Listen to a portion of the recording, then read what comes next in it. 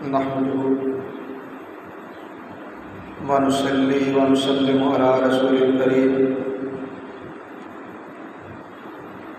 اما بعد اعوذ باللہ من الشیطان الرجیم بسم اللہ الرحمن الرحیم قال النبی صلی اللہ علیہ وسلم العلم ثلاثۃ کتاب ناطق وسنۃ قائمۃ ولا ادری صدق اللہ و صدق رسول النبی الکریم ان اللہ وملائکتہ یصلون علی النبی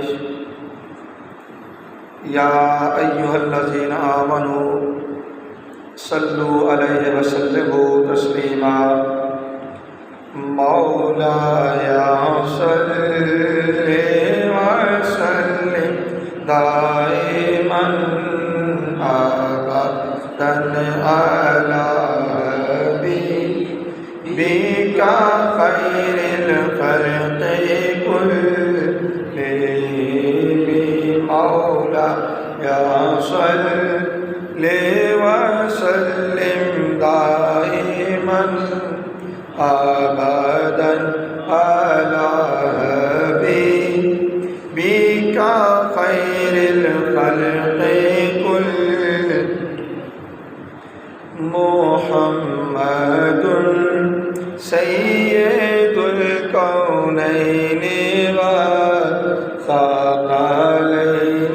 والفریقین من عرب ومن عجم مولایا صلی وسلم دائما ابدا علی حبیبک خیر الخلق کلہم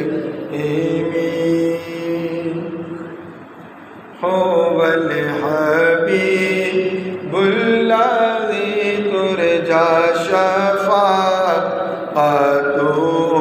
لکل حول من الاحوال مقتحم مولایا صلی وسلم دائما ابدا علی حبیبک خیر الخلق کلہم یا ربی بالمصطفیٰ بلغ مقاصدنا واغفر لنا ما مضى یا واسع الکرم مولایا صلی وسلم دائما ابدا علی حبیبک خیر الخلق کلہم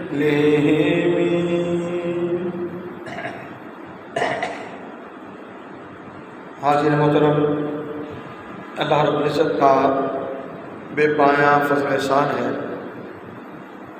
جس کی توفیق سے ہم جمعۃ مبارک کی ان بابرکت ساعتوں میں اللہ کے گھر میں حاضر ہیں۔ عنوان گفتگو کے طور پہ رسول کونین سید الاولین والآخرین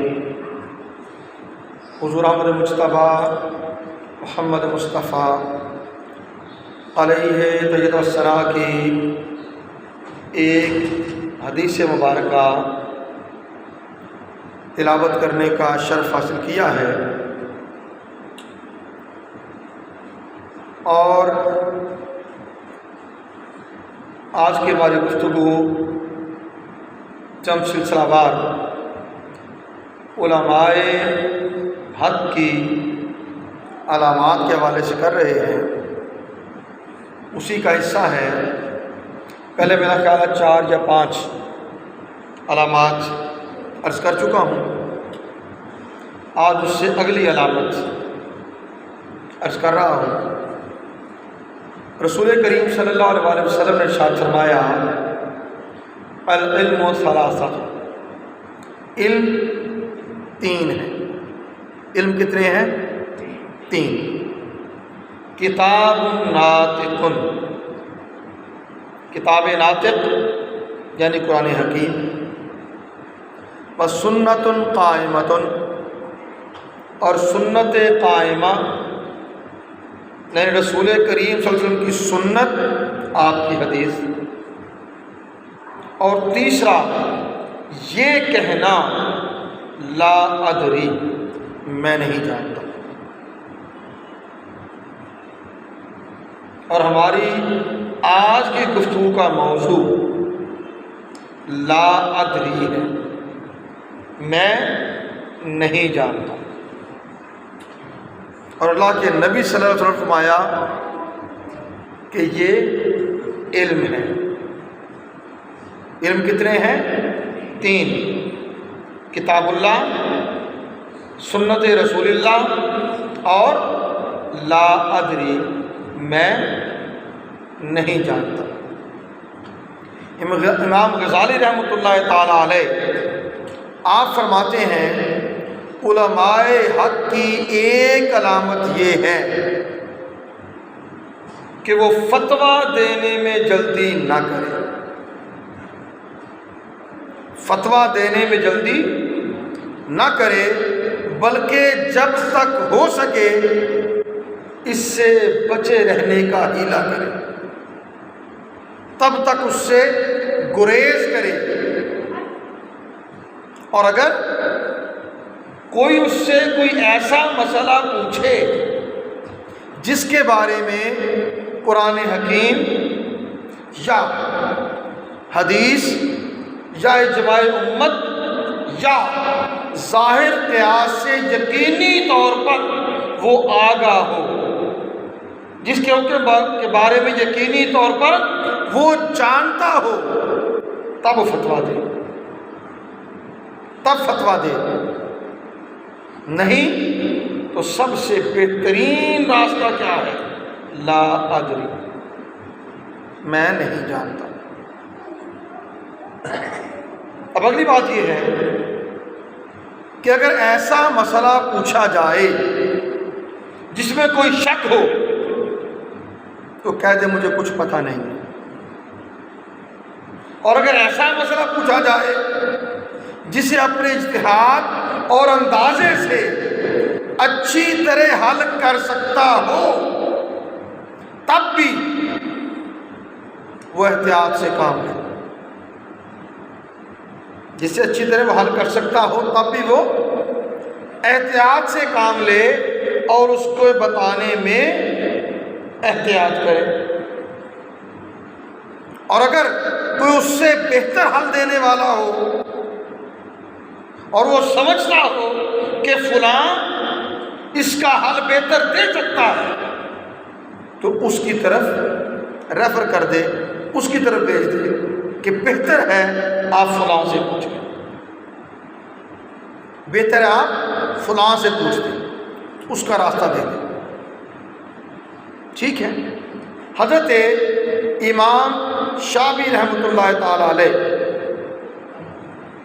آپ فرماتے ہیں لا ادری، میں نہیں جانتا، یہ کہہ دینا نصف علم پر محیط ہے، یعنی آدھا علم یہ ہے کہ میں نہیں جانتا، آدھا علم یہ ہے کہ میں نہیں جانتا۔ اور آپ فرماتے ہیں جو شخص واقعی نہیں جانتا وہ خدا کے لیے خاموش ہے، وہ خدا کے لیے خاموش رہے تو اسے بھی مسئلہ بتانے والے کے برابر ثواب ملے گا، کیونکہ لا علمی کا اقرار کر لینا یہ بھی اپنے نفس پر سخت ہوتا ہے، اپنے نفس پر جبر ہوتا ہے۔ کہ کوئی پوچھے اور میں کہہ دوں میں نہیں جانتا، یہ بھی نفس پر جبر ہوتا ہے، سو اس جبر کی بنا پر اسے ثواب ملے گا۔ اپنے اپنے نفس کی ایک خواہش یا شہوت کی مخالفت کرتے ہیں۔ حضرت عبداللہ ابن عمر رضی اللہ تعالیٰ عنہ، ان کے پاس جب کوئی مسئلہ پوچھنے کے لیے آتا تو آپ اس سے فرماتے کہ اس کے پاس جاؤ جس نے لوگوں کے معاملات حل کرنے کا منصب سنبھال رکھا ہے، یہ مسئلہ بھی اسی کی گردن پر ڈالو، مطلب حاکم وقت کے پاس جاؤ، حاکم وقت کے پاس جاؤ، مجھ سے کیوں پوچھتے ہیں؟ اور حضرت عبداللہ ابن مسعود رضی اللہ تعالیٰ عنہ، جنہیں رسول کریم صلی اللہ علیہ وسلم نے اس امت کا فقیہ بیان کیا، جب کوئی شخص ان سے مسئلہ پوچھتا خاموشی اختیار کرتے،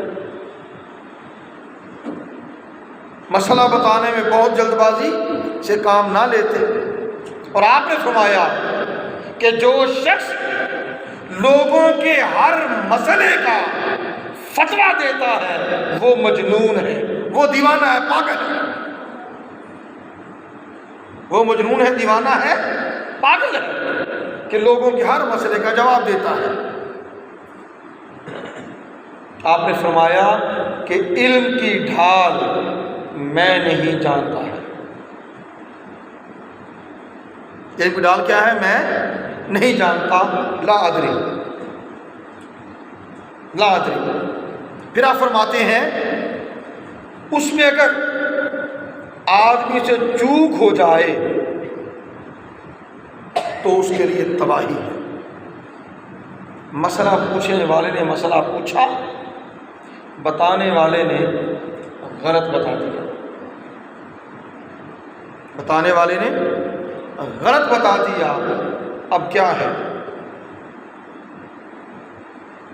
پوچھنے والے نے اپنی زندگی کا سارا معاملہ اسی فتوے پر، اسی مسئلے پر استوار کر لیا کہ جی میں نے فلاں مفتی صاحب سے پوچھا، فلاں علامہ صاحب سے پوچھا، ٹھیک ہے، غلط بتایا، اب وہ غلط ہی چلتا رہا، وبال کس کے سر؟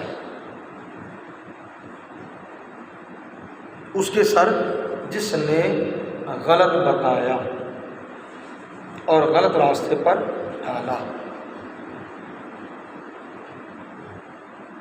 کیونکہ جس نے پوچھا تھا وہ نہیں جانتا تھا،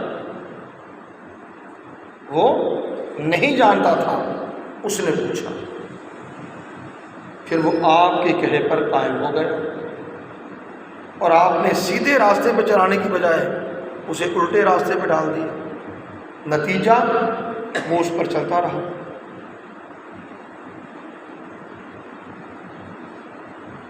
حضرت ابراہیم بن ادہم رحمۃ اللہ تعالیٰ علیہ، آپ فرماتے ہیں اس عالم سے زیادہ شیطان لعین پر کوئی سخت نہیں، جب وہ بولتا ہے تو علم بیان کرتا ہے، اور جب خاموش رہتا ہے تو علم کی بنا پر خاموش رہتا ہے،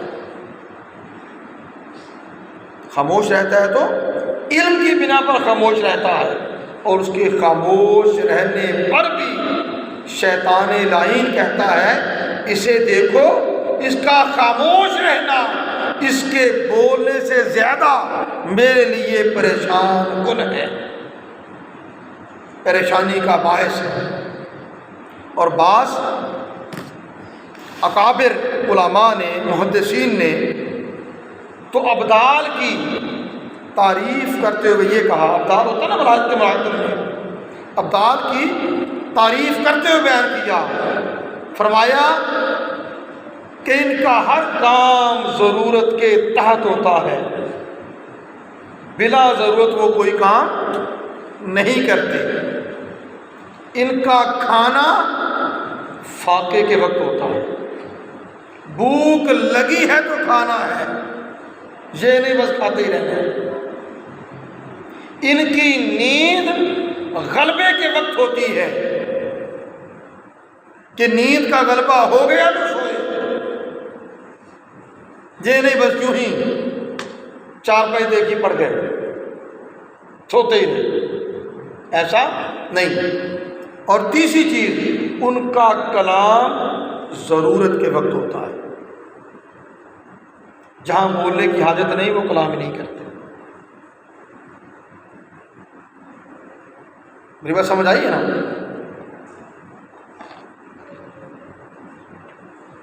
حضرت علی المرتضیٰ رضی اللہ تعالیٰ عنہ اور حضرت عبداللہ ابن عباس رضی اللہ تعالیٰ عنہ، ان کا گزر ایک شخص کے پاس سے ہوا جو لوگوں کے سامنے گفتگو کر رہا تھا، لوگوں کے سامنے گفتگو کر رہا تھا۔ بارش شروع ہو گئی،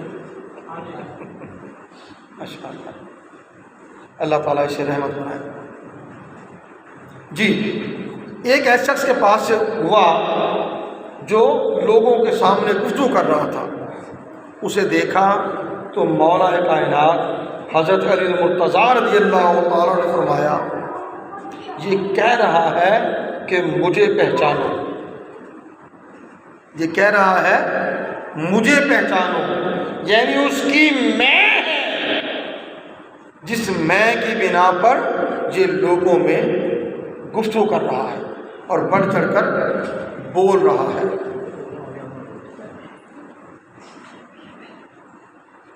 حضرت ابو حفص نیشاپوری رحمۃ اللہ تعالی علیہ آپ فرماتے ہیں، عالم وہ ہے کہ جس سے جب کوئی مسئلہ پوچھا جائے تو اسے یہ خوف گھیر لے کہ قیامت کے دن اس سے یہ پوچھا جائے گا کہ تم نے یہ جواب کہاں سے دیا،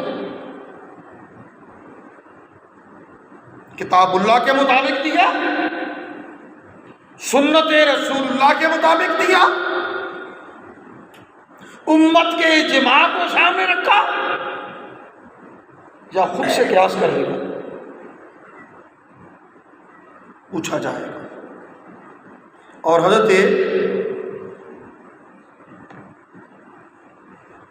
تیرے آگے چلتے ہیں، رسول کریم صلی اللہ علیہ وسلم آپ کا عمل مبارک دیکھیں، اور یہاں یہ بات یاد رکھیں کہ ایسا ہرگز نہیں ہو سکتا کہ اللہ کے نبی کے علم میں نہ ہو کہ آپ وہ ذات ہیں کہ اللہ رب العزت نے خود ارشاد فرمایا، علمک ما لم تکن تعلم، اے حبیب کریم صلی اللہ علیہ وسلم، ہم نے آپ کو وہ کچھ سکھا دیا جو بھی آپ نہیں جانتے، یعنی ہر چیز کا علم آپ کو ہم نے دے دیا، اور آپ کی ذات کا عز و انکسار کیا ہے، یا آگے یہ جان لیں، ہماری تربیت کے لیے، ہماری تربیت کے لیے اللہ کے نبی صلی اللہ علیہ وسلم کا اپنا عمل مبارک کیا ہے، جبکہ ساری کائنات کے خزانہ علم اس کے آپ عالم ہیں، اور آپ سے اوپر اگر کوئی ہے تو وہ رب قدوس کی ذات ہے، رب قدوس کی ذات ہے۔ آپ صلی اللہ علیہ وآلہ وسلم نے ذات فرمایا، ما ادری عزیر نبی ام لا، میں نہیں جانتا کہ عزیر نبی ہیں کہ نہیں ہیں۔ فرما وما ادری اتبع ملعون ام لا، فرمایا میں نہیں جانتا تبا حریری شاہ یمن وہ ملعون ہے یا نہیں ہے۔ فرمایا وما ادری ذوالقرنین نبی ام لا، میں نہیں جانتا کہ ذوالقرنین نبی ہیں یا نہیں ہیں۔ رسول کونین صلی اللہ علیہ وسلم سے پوچھا گیا کہ تمام جگہوں میں سے بہترین جگہ کون سی ہے اور بدترین جگہ کون سی ہے؟ تمام جگہوں میں سے بہترین جگہ کون سی ہے اور بدترین جگہ کون سی ہے؟ رسول کریم صلی اللہ علیہ وسلم نے فرمایا لا ادری، میں نہیں جانتا، میرے علم میں نہیں، حتیٰ کہ جبرائیل امین علیہ السلام وہ حاضر خدمت ہوئے، آپ نے ان سے پوچھا، آپ نے ان سے پوچھا، جبرائیل امین نے بھی عرض کیا مجھے معلوم نہیں، حتیٰ کہ اللہ تعالیٰ نے آپ صلی اللہ علیہ وسلم کو بتایا کہ سب جگہوں میں بہترین جگہ مسجد ہے اور بدترین جگہ بازار ہے۔ سب جگہوں میں بہترین جگہ کون سی ہے؟ کون سی جگہ؟ مسجد، کہ وہ اللہ کا گھر ہے۔ اور بدترین جگہ کون سی ہے؟ کون سی؟ بازار۔ کیوں؟ وہاں چیزوں کی خرید و فروخت میں جھوٹ بولا جاتا ہے، چیزوں کا عیب چھپا کر چیزیں فروخت کی جاتی ہیں، لوگوں کو دھوکہ دیا جاتا ہے، ناپ تول میں کمی بیشی کی جاتی ہے، چیزوں میں ملاوٹ کی جاتی ہے۔ اس لیے ہی رسول کریم صلی اللہ علیہ وسلم نے یہ تعلیم فرمائی کہ جب کسی بازار سے گزر ہو، بازار جانا ہو، تو اپنے ضرورت کو پوری کر کے جلدی بازار سے نکل جایا کرو، کیونکہ کثرت سے بازاروں میں جھوٹ کا کاروبار ہوتا ہے، بددیانتی ہوتی ہے، خیانت ہوتی ہے، ناپ تول میں کمی بیشی ہوتی ہے، ملاوٹ ہوتی ہے، دھوکہ دہی ہوتی ہے۔ اور مسجد کے لیے کیا فرمایا کہ مسجد بندہ مومن کے لیے جنت ہے اور کافر کے لیے پنجرہ۔ بندہ مومن کے لیے جنت اور کافر کے لیے پنجرہ۔ اب یہ تو تعلیمات ہو گئی، کچھ میں نے عرض کر دی۔ ہمارے دور کا معاملہ کیا ہے؟ یہ صرف ہمارے دور کا ہی نہیں، امام غزالی کہتے ہیں کہ ہمارے دور میں بھی یہی کچھ تھا۔ امام غزالی کو تقریباً 950,000 سال ہو گیا۔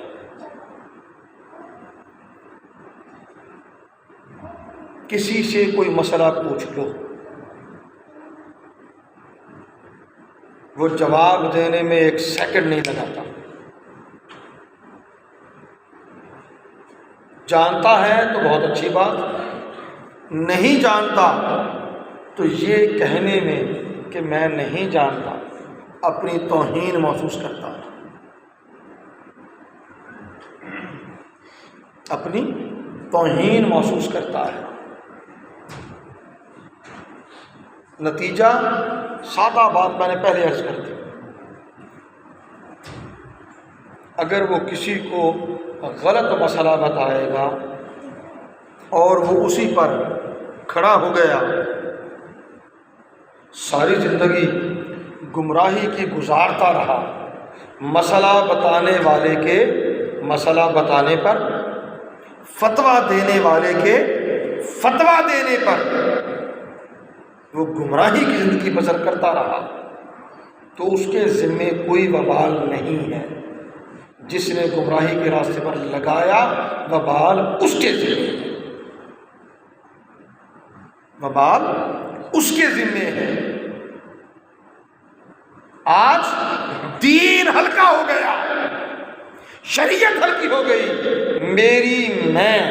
میری جہالت، میری قابل علمی اس پر حاوی ہوتی ہے کہ کہیں کوئی یہ نہ کہے کہ علامہ صاحب کو تو آتا ہی کچھ نہیں ہے، انہیں تو پتہ ہی کچھ نہیں۔ جب پوچھتے ہیں کہتے اچھا پھر بتاؤں، جبکہ اللہ کے نبی کی سنت، اصحاب رسول کی سنت، تابعین کی سنت، علماء کبار کی سنت، وہ یہ ہے۔ کوئی پوچھے کتاب اللہ سے علم ہو تو بتا دیا، سنت سے علم ہے تو بتا دیا، امت کی اجماع سے علم ہے تو بتا دیا، اپنا قیاس بھی کیا تو اس کی بنیاد قرآن و سنت کو بنایا، اجماع امت کو بنایا۔ اور اللہ تعالیٰ پناہ عطا کرے، میرے جیسے پتہ نہیں کتنے ہوں گے جنہیں نہ قرآن کا پتہ نہ سنت کا پتہ، مگر کوئی پوچھے تو جواب ضرور دینا ہے۔ اور اس سے بھی اگلا فتنہ یہ جنم لے چکا کہ یہاں کسی نے کوئی بات کہہ دی، وہ سوشل میڈیا پہ آ گئی تو سارے جہالا، کوئی کافر کہہ دے گا، کوئی مرتد کہہ دے گا، کوئی مسلک سے فارغ کر دے گا۔ اور خدا کے بندو، کسی کو ایمان نہیں دے سکتے، دین نہیں دے سکتے، شریعت مصطفیٰ نہیں دے سکتے، تو کسی کو دائرہ اسلام سے نکال دے کیوں ایسی بدبختی کرتے ہو؟ اس چیز کا خیال ضروری ہے۔ یاد رکھ لے، عالم حق وہ ہے کہ کوئی فتویٰ بھی پوچھے تو فتویٰ دینے میں احتیاط کرے، کوئی مسئلہ پوچھے مسئلہ بتانے میں احتیاط کرے، جانتا ہے تو رہنمائی کر دے، نہیں جانتا تو لا ادری، یہ کہہ دے بھائی میں نہیں جانتا۔ میں نے امام شافعی کا قول آپ کو بتایا، آپ نے کیا کہا؟ لا ادری، میں نہیں جانتا۔ یہ کہنا بھی آدھا علم ہے، یہ کہنا بھی آدھا علم ہے۔ جو نہیں جانتا اسی کے اندر تو جاننے کی جستجو ہوگی، اسی کے اندر تو جاننے کی طلب ہوگی، اسی کے اندر جاننے کا شوق ہوگا، جاننے کی رغبت ہوگی، وہی تو جاننے کی کوشش کرے گا کہ مجھ سے کوئی پوچھنا ہے، یہ اللہ کا احسان تو میں بھی کچھ جانوں، میں بھی کچھ پڑھوں، مطالعہ کروں، کسی صاحب علم کے پاس زانو تلمس طے کروں۔ اور ہمارے پاس آج جو حالات ہیں آپ جانتے ہیں، اللہ ماشاءاللہ جسے یہ بھی علم نہیں ہے کہ طہارت کیسے کرتے ہیں، نماز کیسے ادا کرنا ہے، جب دین کی بات آتی ہے تو فتوے اس کے پاس بھی گھڑے گھڑائے موجود ہوتے ہیں۔ ایسا ہے کہ نہیں؟ کیوں جی، ہے کہ نہیں ایسا؟ ٹھیک ہے۔ اور اگر کسی عالم دین کی طرف رخ ہو گیا تو اگلا معاملہ یہ ہوتا ہے انہوں نے کی بتایا،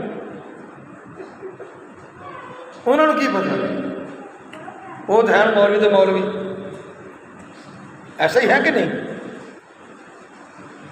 جہاں عالم حق کا اپنا طرز عمل درست کرنا لازم ہے، وہاں ہم عامت الناس کو بھی سوچنا چاہیے کہ اللہ کا دین اتنا سستا نہیں ہے کہ جس کے جی میں جو آئے وہ بولتا پھرے، اور اہل دین کی نسبت زبان درازیاں کرتا پھرے۔